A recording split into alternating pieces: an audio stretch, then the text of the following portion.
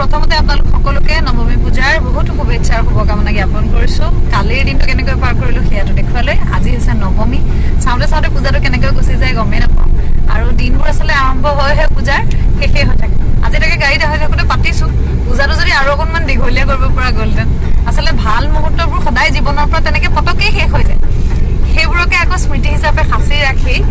খুব ভাল লাগে আজিও এনেকুৱা এটা দিন স্মৃতি কৰি ৰাখিবৰ বাবে ভাল স্মৃতি কৰি ৰাখিবৰ বাবে ওলাই আহিছোঁ আৰু আজি আহিছোঁ আমি আমাৰ পুৰণা ঘৰলৈ আমাৰ মানে মোৰ দেউতাৰ পুৰণা ঘৰ বহুতে জানেই যে মোৰ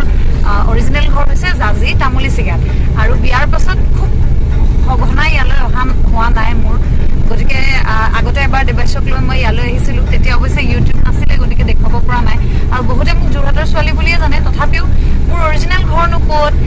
আমিনো কোনখন সমাজৰ সেয়াকে আপোনালোকক আজি দেখুৱাব বিচাৰিছোঁ আৰু মোৰ বাবে আজি সৌভাগ্যৰ কথা আজি মই অকলে অহা নাই মোৰ লগত মোৰ ঘৰৰ পৰিয়ালৰ আমি নাজিৰা আমি সকলোৱে আহিছোঁ আৰু লগতে মাহীহঁতো আহিছে মোৰ লগত মাহী থাকে বিশেষ আকৰ্ষণ আজিকালি এনেকুৱা হৈছে ঘৰৰ মানুহবোৰক নতুনকৈ চিনাকি কৰাই দিয়াৰ কোনো প্ৰয়োজন নাই ৰাস্তাত দেখিলে আপুনি আমুকৰ আমুক ন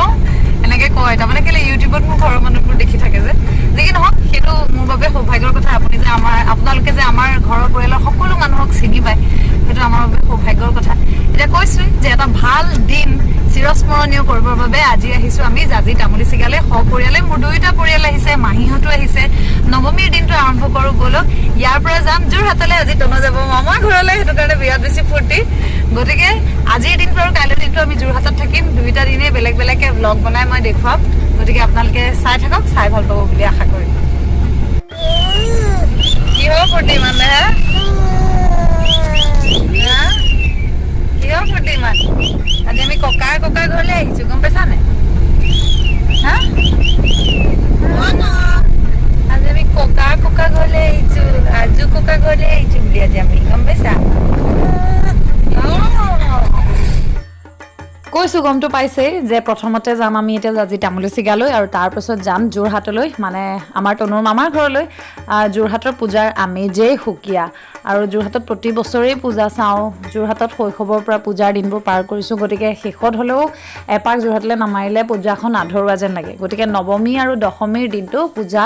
যোৰহাটত উদযাপন কৰিম আৰু তাৰ ব্লগ বনাই আপোনালোকক আজিৰ দিনটো আৰু কাইলৈৰ দিনটোত আপলোড কৰি দেখুৱাম এতিয়া আপোনালোকে যেতিয়া ভিডিঅ'টো চাই আছে তেতিয়া ডেফিনেটলি দশমী হ'ল পূজাও শেষ হ'ল কিন্তু আজি মই আপোনালোকক নৱমীৰ ভিডিঅ'টো দিছোঁ আৰু কাইলৈ আপলোড কৰিম দশমীৰ দিনটোৰ ভিডিঅ' গতিকে যোৰহাটত কি কৰিছোঁ সকলোবোৰ দেখুৱাম প্ৰথমতে আহিছোঁ গাঁৱৰ ঘৰলৈ গাঁৱৰ ঘৰৰ আজি পূজা চাম আহক বৰ সুন্দৰ এখন গাঁও তামুলী চিগা একেবাৰে ধুনীয়া পৰিৱেশৰ মাজত আমাৰ গাঁওখন আৰু ইয়ালৈ আহিলে পূজাত বিশেষকৈ খুব বেছি ভাল লাগে সেইটো কাৰণে ভাবিলোঁ আজিও আপোনালোকক ইয়ালৈ লৈ আহোঁ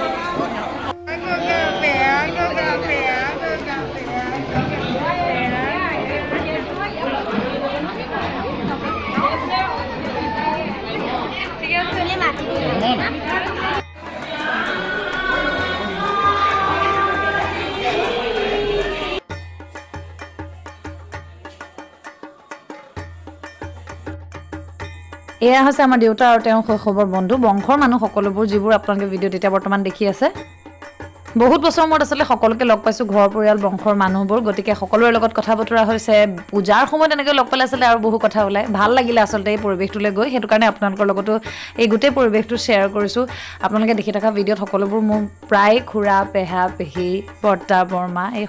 নৱমী পূজাত আমাৰ আটাইতকৈ ভাল লগা কথাটো হৈছে কুমাৰী পূজা প্ৰত্যেক বছৰে কুমাৰী পূজা কৰোঁৱেই যোৱা বছৰ এই মোৰ গাত আছিলে আৰু তেতিয়া মই খাটিছিলোঁ ভগৱতীক যে মোক যেনে তেনে হ'লেও এজনী মৰম লগা ছোৱালী তুমি দিবা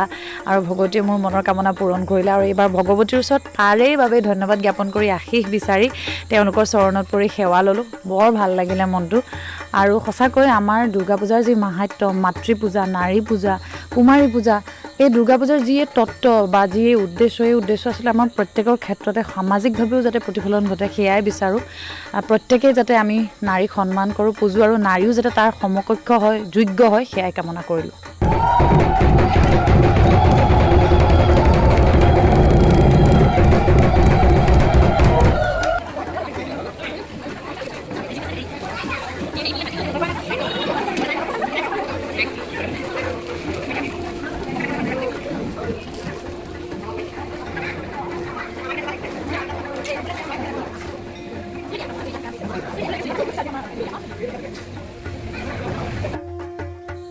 এতিয়া মই আপোনালোকক দেখুৱাইছোঁ আমাৰ জাজি তামোলচিগা পুৰণা ঘৰখন। পূজা মণ্ডপৰ একেবাৰে কাষতে আমাৰ ঘৰখন। ৰাজগুৰু পৰিয়ালৰ সকলো আৰু লগতে ওচৰ চুবুৰীয়া সকলোৱে মিলি আচলতে দুৰ্গা পূজা ভাগ উদযাপন কৰে, পালন কৰে। এয়া বৰ্তা,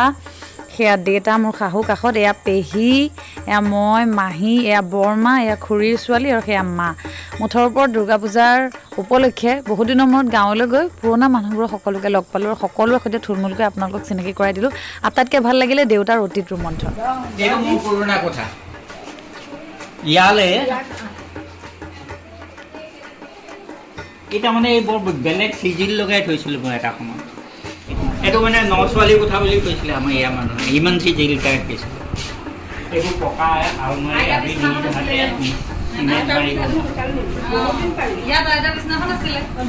এইবোৰ পকা আলমাৰি নিজ হাতে চিমেণ্ট মৰা,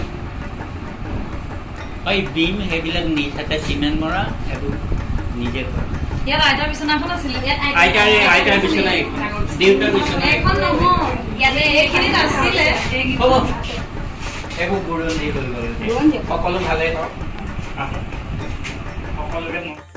সৰুতে পূজালৈ গ'লে পেহীয়ে এটা টেকেলি দিয়ে আৰু টেকেলিত পইচা ভৰাই দিয়ে। আৰু এই পেণ্ডুলামৰ এই ঘড়ীটো নিৰ্দিষ্টকৈ মই সেই সৰুৰ পৰা আজিলৈকে দেখি আহিছোঁ। সৰু কালৰ কিছু বস্তু আজি অতীত হিচাপে ৰ'ল আৰু সেই স্মৃতিবোৰ সৰি খুব ভাল লাগিলে। ফটোৰ মাধ্যমেৰে আজিৰ এই দিনটো স্মৃতি কৰি সাঁচি ৰাখিলোঁ। আৰু এয়া হৈছে আমাৰ পেহী, খুৰা, দেউতা আৰু বৰ্তা। আৰু এজন ডাঙৰ বৰ্তা আছিলে কিন্তু তেখেতক আমি নেদেখিলোঁ। এয়া হৈছে ছেকেণ্ড জেনেৰেশ্যন, মানে মোৰ খুৰাৰ ল'ৰা ছোৱালী দুটা আৰু দানু আৰু মই আৰু আমাৰ একেবাৰে কনিষ্ঠজন মানে আমাৰ তনু। এই ধুনীয়া স্মৃতিবোৰ বুকুত বান্ধি লৈ আপোনবোৰক বহুত দিনৰ মূৰত লগ পাই ঘূৰি আহিছোঁ এতিয়া আকৌ যোৰহাটলৈ। আৰু যোৰহাটত দেখুৱাম এতিয়া আপোনালোকক ৰাতিৰ পূজা।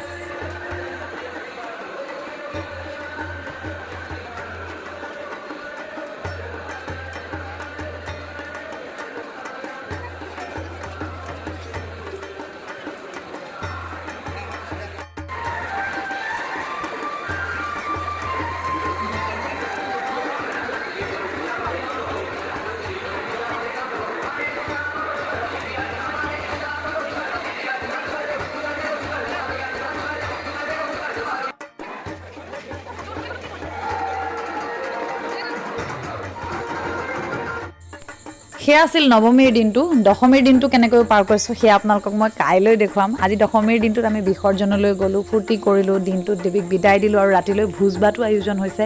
সকলোবোৰ চাবলৈ আপোনালোকে অকণমান কৰিব লাগিব কালিলৈ বাবে অপেক্ষা। গতিকে লগ পাম।